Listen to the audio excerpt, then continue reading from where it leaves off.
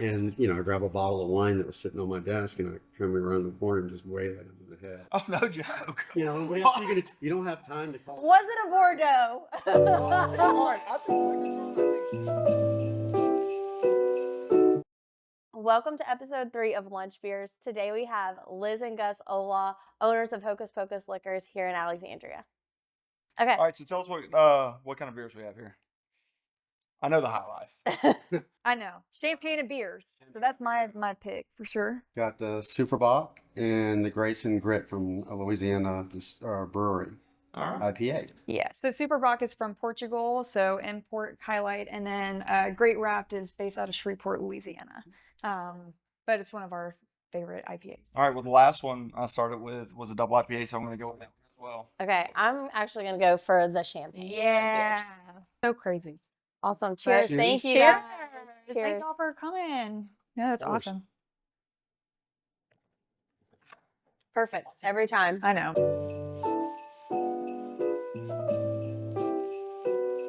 What's y'all's favorite beer?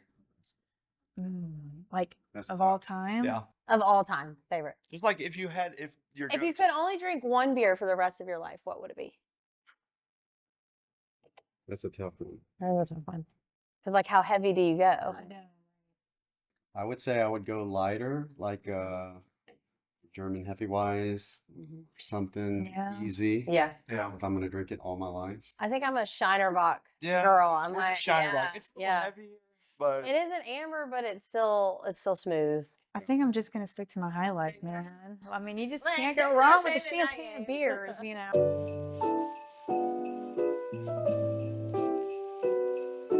It's so good.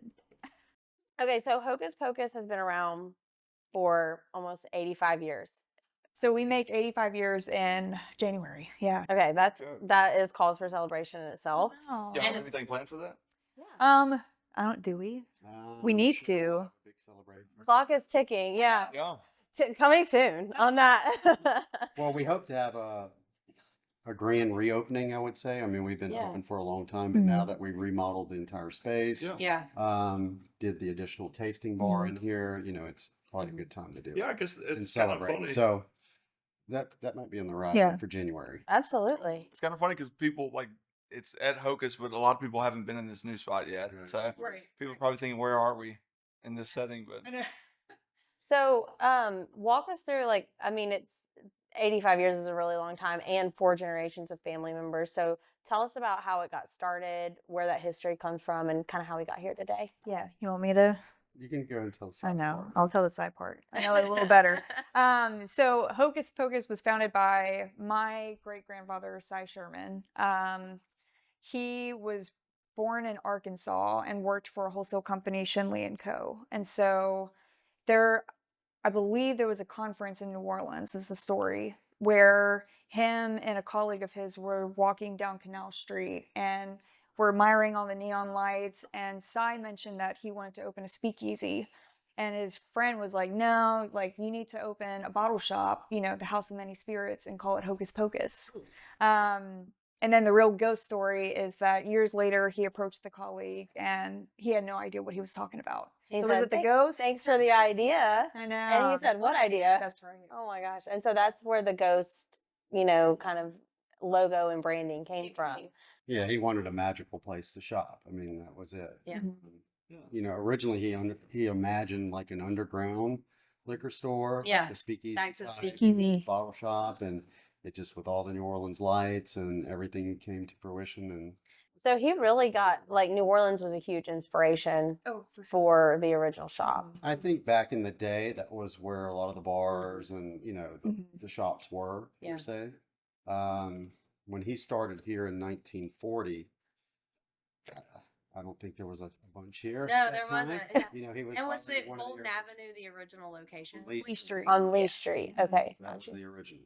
And then I think it was a magician as the mascot at first, is what the old pictures we have from the 40s. And then it transitioned into the neon work got done, I think, early 70s, late 60s. And that's where the ghost really came to be. because from the what I sign's still understand. up on Lee The Street. sign It is is still still Yeah. up. And it I works. probably get 200 questions a week. When are we going to move?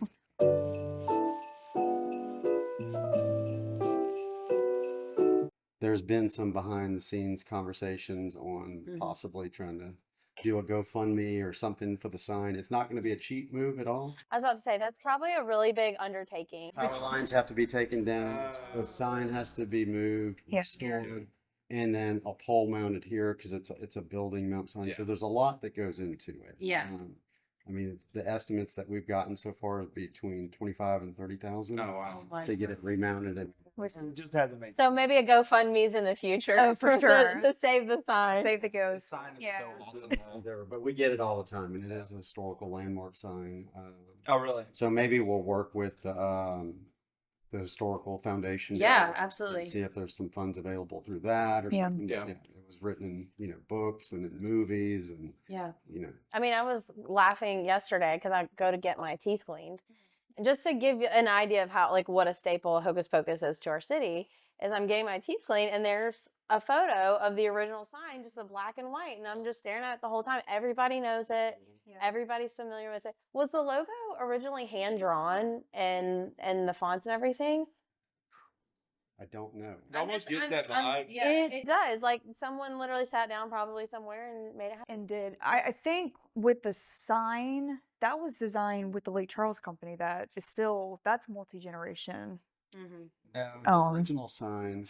I might have to look it. I have it on my phone. Or that was from the 70s. A sign maker here. Here. No longer a sign maker, but the original one was made. I think Paul Klinkler or somebody.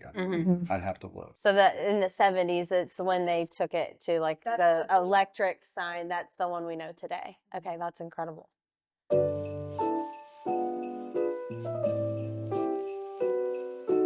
Tell us how we got here today. Like, I mean, they're with each generation. So 4 generations is a long history, right? So, and it's had multiple evolutions, and today we're in this new expansion in this new space. And y'all now have 3 locations here, Prairieville and Lake Charles. So like just walk me through like how we got here. After my father retired, I mean, I just started expanding. Yeah. I closed down our old Lake Charles location and I bought a building on Country Club Road. Did that renovation. That became our biggest store. It was 7,500 square foot. Oh, wow. Wow. It's huge. Then And that's still where it is today. It's Like, still that's still where it is Yeah. today. I mean, it went through another full renovation. I was about to say, I mean, how was it with the hurricanes? Yeah, the hurricane I got Yeah. closed down for 6 months. yeah. Oh my goodness. It's terrible. So that was a little rough on Laura. Yeah, Hurricane Laura. It's People fully need to live in renovated, the back up, Yeah. up and running. It gave us an opportunity to like really fully renovate it. We ripped out all the ceilings, Yeah. replaced Yeah. stuff that we couldn't do while we were in operations. Yeah. Is there any hesitation? I'm just curious, like when the hurricane comes through, is that when you kind of sit down and you're like, we know we need the store back open? I mean, it kind of gives you an opportunity to like really start from scratch. I mean, For sure. It is. It's hard though. I mean, Yeah. Yeah. hurricanes are hard. I mean, Liz and I drove down after Laura. The day like a after. war zone. Yeah. Oh I my mean, there was buildings, 2 buildings, 3 buildings down from us that were just blown away. Yeah. wow. I gotta imagine you consider leaving Lake Charles too. Like, I mean, Yeah, I mean, with how many hurricanes go? yeah. I know, It's- right? it's- Because it that's never part- I gets mean, A lot moved. of people did Yeah. After war. It has to be at least a thought. I mean, even if you never would actually consider it, but It's one of our anchor markets though. I mean, Yeah. we'd say Alexandria is know. our anchor market, like Yeah. Charles. Like, it is an anchor market for us. We're a Yeah. staple in that community too. So it's hard to pick up and leave. Like, it's expensive. Insurance is outrageous. Oh yeah. Yeah. It is what it is. You live Yeah. in the South, you live near water. yeah. It's part of it. You live Yeah. near hurricanes. Well, so tell me a little bit. So Gerald and I can relate to the family dynamics, right? Like we're husband and wife team, and we have our days where we're like ready to kill each other and all the things, and then we have the great It was days. pretty rough until we ironed some things out. Yeah, totally. And I'm sure 4 generations of family, like that's very complicated. And I'm so curious to hear about the father-daughter dynamic. I mean, I know y'all probably love it. Y'all seem to get along great, but I'm just curious, like what were the learning curves with that? So I think, originally, Nobody knows what's I know, Elizabeth. right? I don't know how you're graduated gonna from Ball respond. State. I mean, she was in musical theater. And Yeah. She went and worked for Holland America. So I was a Really? piano bar entertainer for 3 years. So did So- you know you wanted to come back and Not at first. I mean, in between each year of college, I would come home for summer or the holidays. And I pretty much worked every summer and holiday season from middle school on. But then when I was, I did 4 total contracts on Holland America. My third one was in the Mediterranean. So I did Italy, Spain. Wow. And I just always found myself back into the wine bars and really finding comfort in that. Yeah. And I think that was, I grew up drinking wine with you. And the more that I guess you go further away from home, the more you realize you Yeah. want to be home. Yeah. It's like you got it out of your system and you're like, I'm ready to go back. I got the phone call. Yeah. I'm ready to come home. And I said, I want to be, I don't know, he was excited. I just wanted to be, We're just gonna get all that in there. Yeah. I'm just kidding.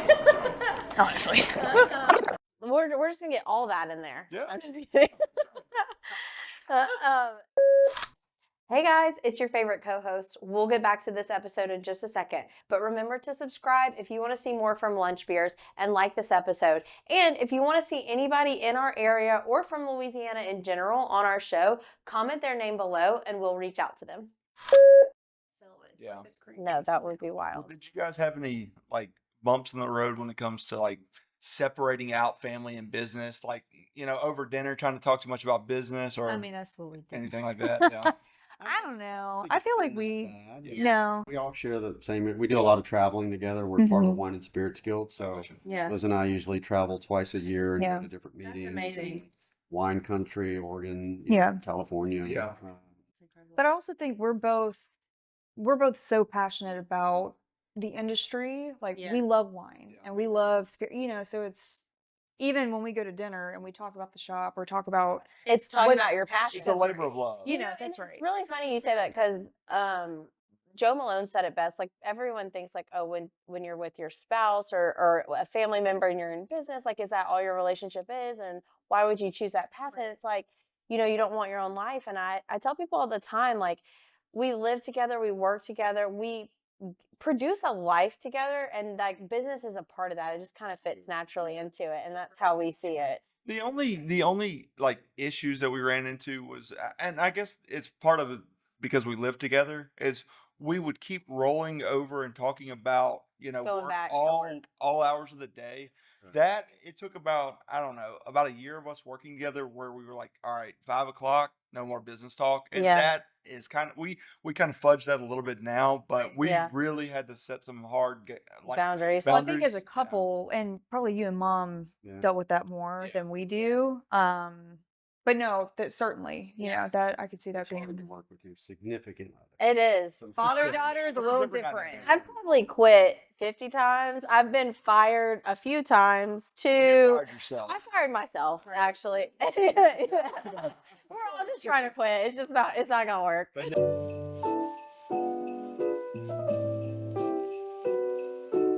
Well, so one thing we've noticed in the store is, and this might be like a bigger pivot, but the THC drinks are becoming more and more popular. And I think there's such a misconception out there about Oh, THC in general. And it's also very confusing because people are like, how is this legal? How does this work? So if y'all could shed some light on that and also tell us, like, do y'all think that'll be a bigger role in the future? So I can share right now, there is legislation right now that's Mhm. going into effect in January that might change some of the laws. Again, this got introduced and launched where it became, Delta 8 Yeah. became legal to put in beverage. Yeah. They didn't originally have a stipulation where they had any control of how much milligrams went in. So you had Oh. drinks with 2 milligrams, 5 milligrams, 10, 50.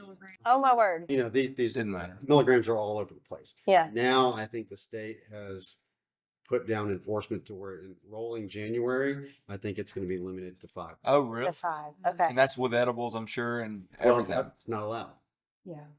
One edible? Not in liquor stores or anything. Not in liquor stores. This is just drinks. You can buy, you can buy like the Delta 9. like gas stations use. Okay. Okay. I got you. So it will be limited to 5. They're changing the legislation on that. Yeah. Yeah. It's gonna be- So I They've didn't, changed the milligram. really, I didn't realize that you guys were under a different regulation being a liquor store selling the THC we can't drinks sell than. edibles. I didn't know that. Well, Okay. the only thing, and again, you have to have a THC license, Okay. but we can only sell Beverage. beverage. Yeah. Oh, And it and you has have to have a separate license. Okay. Again, the quirky laws, it has to be Yeah. a 4-pack. It can't be a variety. Yeah. Really? Yeah. It has to be a certain ounce. It has to be 12 ounces.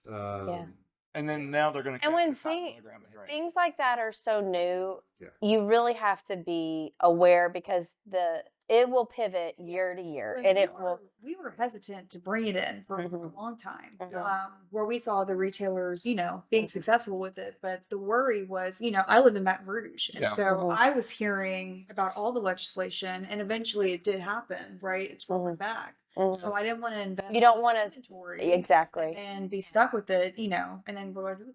Well, what finally made you guys decide to put it in the store? So we were actually at a guild meeting in, where were we? New York? No, No. Carolina. One North of the guild meetings Yeah. past early part of this year or last year. And we talked to some other retailers that were saying they were just doing amazingly well. Really? Yeah. So I came back from that meeting.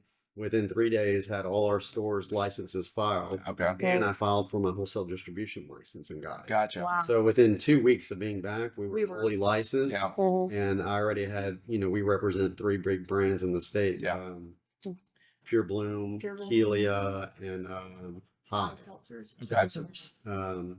Each very different, different Yeah. types of beverages, but they've done extremely well. Yeah. Probably better margins on them too. There are a little better margins Yeah. on them. I mean, they're still not the Yeah. highest of margins, Yeah. but the Well, I funny think part retail- about it, no, was the end consumer that we saw buying. I thought it was going to be all the millennials that didn't Yeah. drink and were on the seltzer kick and stuff. Yeah. It's the exact opposite. Really? It's the middle. The mainly it's 40 and up. Yeah. You see filling their carts. No joke. It's the people that can't drink alcohol, Yeah. have on certain kind of medicines that Yeah. have alcohol effects and stuff. Yeah. Or they, Or it helps with pain and they relaxation. don't want to go to a smoke shop and the Yeah. Yeah. stigma and stuff. So now that it's in a beverage, and the nice thing about when I talk to some of the producers, like the people from Kelia, who, they put out a non-carbonated with like electrolytes, and it's really like, Yeah. leaning toward the healthier Healthy, stuff. a healthier But, market. their thought on it was, the reason why they're seeing such an uptick and boom with this is because it's a controlled intake. It's not like taking an Yeah. edible and you're waiting and you're like, oh God, Yeah. how's it going to hit? You can stop when you want to stop. You can Yeah. drink as much as you want to drink if you want a little more. So it's Yeah. a regulated intake. Plus, you're not smoking. It's not damaging. Yeah. your It's, yeah. lungs. Yeah. So it's a lot healthier option, and we're seeing that translate to an older crowd. Well, and like you That- said, wow. it doesn't have the same negative connotation that smoking does. Like I've noticed with Yeah. the 60 and older crowd, Right. they look at taking an edible as something entirely different than smoking a joint, which Right. I find hilarious. But like, it's not the same thing. It's also like that customer too, because I was asked recently from, because obviously bigger liquor companies are nervous Yeah. about THC. Yeah. And they asked me, They feel like it could probably uproot a lot of. Like cannibalizing their stuff. Yeah. Yeah. but they asked, they're like, are they buying liquor and I'm like, no. They're just buying that. Yeah. I mean, and it is interesting because the term California sober is it's concept of mocktails, not drinking.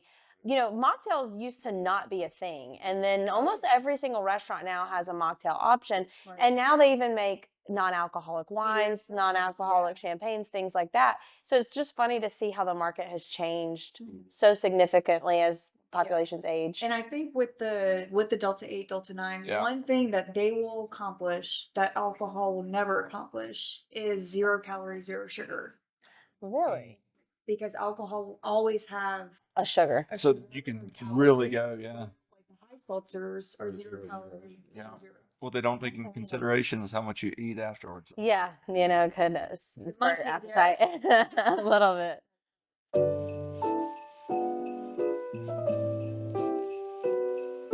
We love a good funny story. That's not a funny story. That's like a bad story. It's A little trauma. Hey, a bad story. I did hear Steven, about a hero with a wine bottle. You need to also ask Kaylee about getting wrecked. I'll tell you my bad story if you tell Alright. your bad story. Lee Street, look, there's a history there that Yeah. is, that area of town started to erode and erode and erode, and the traffic got a little rougher and rougher and rougher. And we experienced a lot of break-ins. Yeah. It was just almost night after night. They were coming in through the ceiling, Oh my word. sledgehammering through the brick walls. I mean, it was It's just just crazy. Whoa. Yeah. Whoa. And then one evening I was in there. I remember we were going to Disney World the next morning, and it was about 2 a.m, finishing up some work, trying to get stuff done before we got on the road. And I kept hearing, somebody tapping on the glass. I just thought they were walking by and tapping. Well, finally the front door got kicked in. Oh And my here gosh. comes, a guy coming through the front door. And so I'm at my desk and Are you by yourself? by myself. Oh my word. Um, and I grab a bottle of wine that was sitting on my desk, and I come around the corner and just wail it in the head. Oh, no joke. What else are you gonna you don't have time to call. Was it a Bordeaux? All right, I think liquor's wrong. I think shotgun behind the desk. Yeah. So it wasn't a Bordeaux, but it was a high-end California wine. Oh my goodness. And he got beat with the wine bottle. Yeah, he fell over backwards and shook it off and took off. Wow. Now this is like a serious, did the wine bottle break? Yes. Okay. I was about to say, Well, like, yeah. 'cause- Bounce He didn't hit him very broke hard. against the wall, but yeah, it did. oh my gosh. And then, like I said, there's been other stories, scarier stories, where I've gone in there in the middle of the day and with my manager, who's my wholesale manager, and we walked through and we found the guy hiding in the bathroom. Yeah. With the drill in his hand. I thought he had a gun. Wow. Called the police. We restrained him, and Yeah. him and his girlfriend had been, cooking, I guess, their drugs in there and stuff. Oh my Screwed word. all the doors shut. It's just- Whoa. It's the vent story that you and Mom told me about. Which one? It was the burglary where they like sprayed something in the Oh yeah, I mean vents. they've come in. I mean, look, This is there's a no- story. I didn't could know keep this. it That's all day. wild. They'll spray pepper spray and In the the air vents. intakes and Yeah. everybody's- And in all seriousness, I did do a self-defense class I had a corporate job Yeah. years ago. And they said, one of the things they said is, if you're ever in a situation, Hit him with wine. they didn't say that. Keep on, don't waste a good bottle. No, they said, don't even waste your time. I mean, I don't want to say this, but like, don't waste your time calling 911 in the moment. They're like, protect yourself. Grab anything that you can around you as to protect yourself. Yeah. And then when you get to where you're out of immediate danger, then you call 911.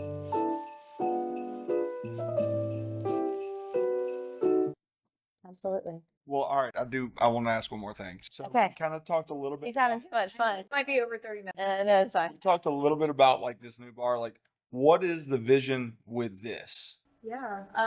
So ideally, it's kind of a Wednesday through Saturday operation eventually. Okay. Really, we want to be a happy hour destination. Okay. Okay. So this is your pre-dinner, after work. You come here for like an elegant space to enjoy, a nice cocktail Yeah. or, or whiskey, Yeah. is your Yeah. favorite, or flight of anything. Yeah. And then, we're always open to private events. So if you have a holiday party Oh, or, that's great. you want to employee appreciation, absolutely here reach out to and- us. Yeah. And also, there's an education piece. Correct. So Yeah. it's- Was So it every tasty? Wednesday we do Whiskey Wednesday, and every Mhm. Wednesday they're doing a flight of 4 or 5 different whiskeys. They're telling you what they are. You get to experience, Yeah. taste them against other whiskeys. And then Mondays is wine, right? Fridays. Fridays. is wine. Fridays wine. So But we're tonight- usually doing. Tonight's also wine, and it's Thursday.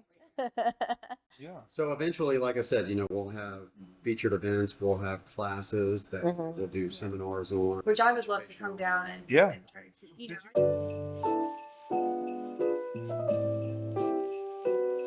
This is Lee Street or not, you guys have really done Alexandria proud, and you have roots here, and we're lucky to have you guys, which is why we wanted to bring you guys in and get to have a little fireside chat with some beers I at know. lunch. All right. Last plug, because this is where I shop. Cigars. You guys have the best selection in town. Thank you. Yeah. The Yeah. cigars are. Yeah, I'm a big cigar guy. I love Yeah, those. she loves them. No, I like No, we've done well. And actually, how we got started in the cigar business was funny. When we opened Dorchester and we bought the, Tobacco Flush? they had a tiny little humidor. Yeah. And Funny. we'd never even thought about being in the cigar business, and when Mhm. we got into it, and Steve and I was like, let's just Yeah. curate this one and Thank let's you. see. Let's do a little. And now it's grown. Every one of our Yeah. stores have walk-in humidors. Yeah. And I mean, Wow. You're mean, the only. I think you're the only one in town that has a walk-in. Walking indoor. Yeah. I mean, at Prairieville, it's like our number 2 category. That's incredible. it goes hand in Aren't those happy accidents like just some of the best things that drive business? Like, I can't tell you how many times I buy a bottle of whiskey and get it Yeah, smoked. I mean, people want to just buy a bottle of scotch, whiskey, Yeah. a nice bottle of wine, and go sit down. Wedding, ready, Yeah. you know. There's so many occasions that go with that. okay, well, we'll do our outro now. Right here. All right, Brian. 1, 2, 3. What? Here's to 85 years. That's part of like our Cheers. bit. Cheers. Thank you. Enjoy it. so much. Thank you. This is great. Y'all are fabulous. That was great. We're good. I hope it wasn't too